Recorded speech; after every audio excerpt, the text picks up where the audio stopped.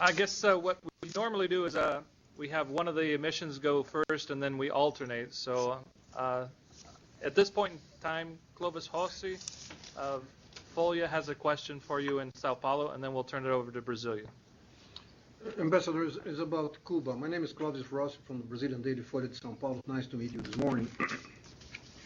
Is it true, as the press has speculated in the last 70 days, that President Obama will announce, or the U.S. government will announce certain measures in relation to Cuba before the summit? Or is it just a speculation? In terms of the timing, I don't know.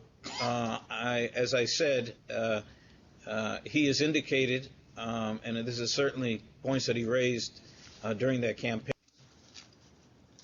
to see a relaxation in the current restrictions that exist to travel to Cuba, as well as in the area of remittances or money transfers. I know he's going to do that.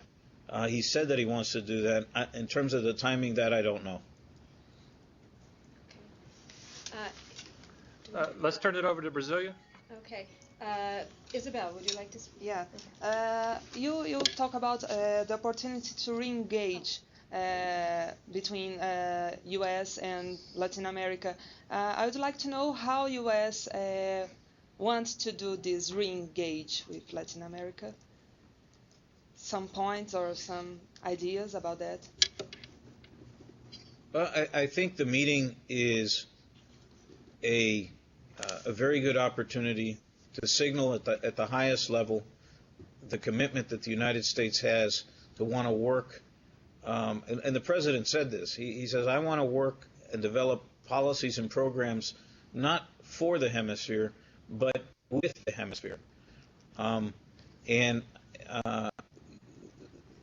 Clearly, the relationship that we have commercially in the areas of energy are all very, very important. And I think the point is that he wants to attend the meeting and participate, but I think he also wants to signal that he wants to listen. He wants to listen to the concerns that the leaders express from around the table and work together to find ways to address them. So given all of the challenges that we're facing, and certainly all the challenges that the President is addressing at this time, I think going to this meeting so early in his term is a signal in and of itself of the value that is placed on the relationship with the Western Hemisphere, with Latin America and the Caribbean, and also underscoring the importance that these programs have to reach those that need it the most. We want to make sure that the social element is very much a part of the discussion that takes place in the meeting. And I think the last point is that we all have a responsibility. We want to do this equitably, but we also have a responsibility to address these issues. And it's not just governments; it's other stakeholders, the private sector, civil society, labor, and others. So I think the point is it is going to take a collaborative effort to address these issues, and I think that's the spirit in which the President, I believe, is and the message that he's hoping to underscore when he's there in Port of Spain. Thank you. Over to you in São Paulo. Yes, sir. I have a lot of questions. Yeah, no, go ahead. We know Clovis has well. No, about President Chavez of Venezuela. Is there in schedule a meeting between President Obama and President Chavez? And how the United States are considering the attitudes of President Chavez since Obama's inauguration?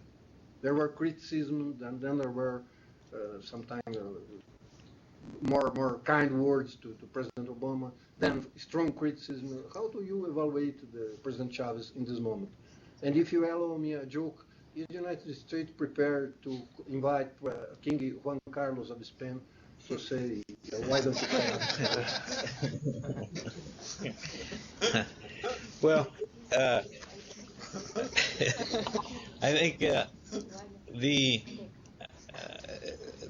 this is a meeting where we expect all of the leaders from the 34 democracies of the hemisphere to attend. So while the actual schedule of meetings that the president is going to have is not final, they will all be in the same room. They will all be around the table. And clearly it's an opportunity to exchange views. I think our hope is that this will be an opportunity for dialogue and not an opportunity for monologues. And so, certainly that is the tone that I've been hearing around the hemisphere. And certainly that's what we hope will happen during the course of the meetings there in Port of Spain. Professor, would you have a question? Yes, I'm João Paulo Peixoto, professor of political science at University of Brasilia. I would like to have a question. It's about the FTAA. I would like to know if there is any consideration whatsoever in this government to relaunch the FTAA agreement, considering the economic crisis and the fight against protectionism and so on. Well, I think that, as you know, in Mar del Plata, this was a very, very contentious issue that resulted in two views. In fact, there were two paragraphs in the document, one that reflected the views of 29 countries, and then there was another paragraph that reflected the views of 5 other countries. In this document, there is a section that talks about the importance of trade, the importance for an open and multilateral rules-based system, and that trade is important for economic development in the region. And I think, as you saw in the G20 statement, clearly we want to fight against protectionism, and that trade is important for all of our countries.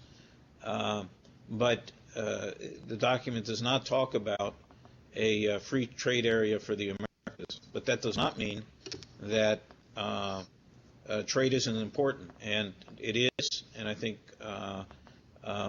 it is reflected in the document. So it is, as I indicated, particularly now when we need to be working together, trading with one another is fundamental if we're going to be able to overcome these economic challenges that we're facing. Okay, thank you. Mm-hmm.